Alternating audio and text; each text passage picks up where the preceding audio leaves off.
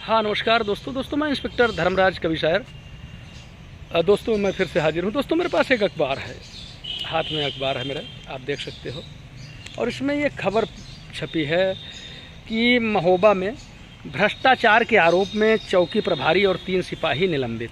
जब मैं इस खबर के अंदर जाता हूँ तो देखता हूँ कि कतिपय पुलिसकर्मियों के द्वारा, आरोपित पुलिसकर्मियों के द्वारा जो है कोई गांजे का तस्कर था, उसको पकड़ा गया। और इसके बाद जो है भारी मात्रा में गांजा, जो अखबार में लिखा है वो मैं पढ़ रहा हूँ, भारी मात्रा में गांजा बरामद किया गया। और उस बरामदगी के बाद जो है कोई उच्चाधिकारियों को सूचना नहीं दी गई, कोई लिखा पढ़ी नहीं की गई और अवैध लेन देन करके आरोपियों को छोड़ दिया गया। मेरे दोस्तों, मैं ये कहना चाहता हूँ, मैं बार बार आप लोगों से कहता हूँ, चूँकि करप्शन को लेकर के कहीं ना कहीं से जो हमारी सरकार है बहुत सख्त है, जो हमारे विभाग के मुखिया हैं बहुत सख्त हैं, और जो भी अधिकारी हैं लोग सख्त हैं। तो कहने का मतलब ये है कि आप अगर अंदर से ईमानदार हैं तो बहुत ही अच्छी बात है और ये बड़ा स्वागत करने योग्य चीज़ है। और अगर आप अंदर से ईमानदार नहीं हैं तो आपको ईमानदार बनना पड़ेगा। अगर ईमानदार आप नहीं बनेंगे तो इसी तरह से ठोकर खाते रहेंगे, इसी तरह से जांच में फंसते रहेंगे।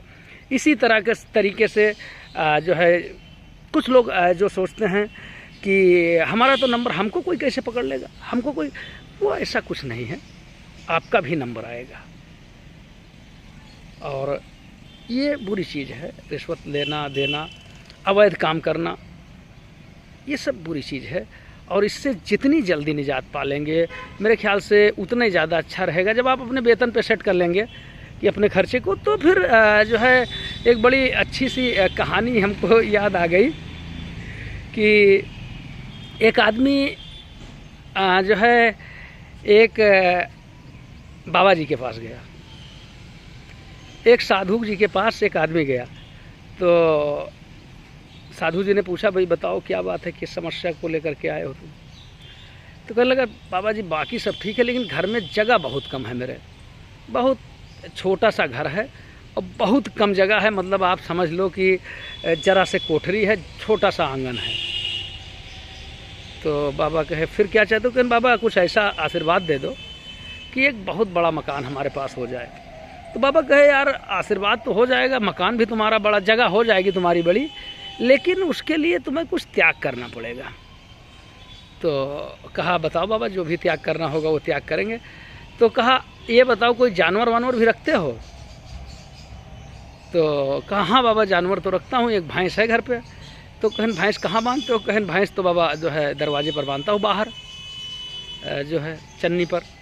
तो उन्होंने कहा ऐसा करो, भैंस की नांद जो है आंगन में कर दो, अब भैंस जो है 1 महीना तक आप अपने आंगन में बांधो।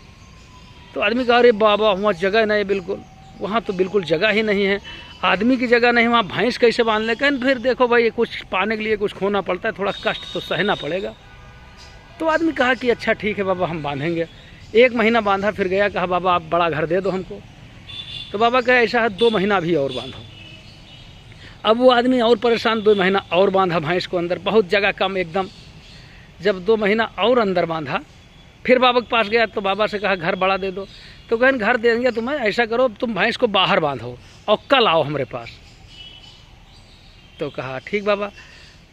अगले दिन बाबा के पास गवा वो, भैंस का बाहर बांध के बाबा के पास गवा। तो कहे बाबा पूछे बताओ भाई जगह हो गई है कि मतलब जगह वहाँ कम है कि? अरे कहे बाबा अब ना पूछो, इतनी जगह है, इतना फैलहार होएगा, फैलहार हमारे तरफ कहा था मतलब अच्छे से, कि मतलब खूब पूरा पड़ रहा है। तो कहने का मतलब ये है कि जब आप अपनी आदतों को बढ़ाते जाते हो, अनावश्यक चीज़ों में पढ़ते जाते हो, तो फिर उसी हिसाब से आपकी मेंटालिटी हो जाती है और आप लूट खसोट में पड़े रहते हो। लेकिन अगर आप ये तय कर लो कि भाई हम अपनी तनख्वाह पे रहेंगे, रिश्वत न लेंगे, रिश्वत न देंगे, तो मेरे ख्याल से जो है हो सकता है 25 तारीख के बाद थोड़ा जो है कम में आपको काम चलाना पड़े, लेकिन आपका काम चलेगा। कंपटीशन यहाँ दिक्कत क्या है, हम जो है सिपाही हैं, हम कंपटीशन करना चाहते हैं कि जो फर्स्ट क्लास का अफसर है उसके बच्चों के बराबर हमारे बच्चों को सुविधा चाहिए, उसके जैसा फैशन हमको चाहिए। तो भाई उसकी तनख्वाह तुम्हारी 10,000 तनख्वाह, उसकी जो है 2 लाख तनख्वाह है। जो अधिकारी है वो उद्योगपति से जो है अपना कंपटीशन करता है, तो भैया तुम तनख्वाह पर हो, उद्योगपति जो है पैसा कमा रहा है, तो इसे कैसे कंपटीशन कर लोगे। तो कहा कि मतलब हमरे ये है हिंदी में तोहका लोग का समझाई थे एकदम कि ज़्यादा लालच मत न पड़ो, लालच बुरी बलाए है, एक छोड़ो लालच न, ऐसे बारी बारी हाँ जान लियो, बाद में कहो बताई नहीं रहा। हाँ और अब जांच पड़ताल में सब कुछ साबित हो जाता है, ज़्यादा बचे गुंजाइश नहीं रहते। हाँ भाषण लंबा होएगा। ओके, जय हिंद, जय भारत, जिंदाबाद।